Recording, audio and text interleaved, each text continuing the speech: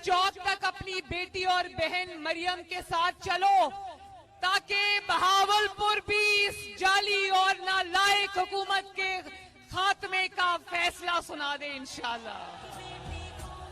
जिंदाबाद बहावलपुर, जिंदाबाद।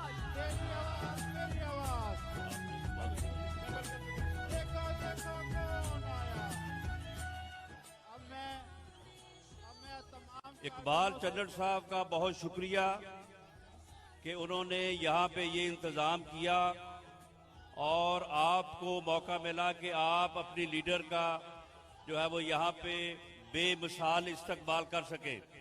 अब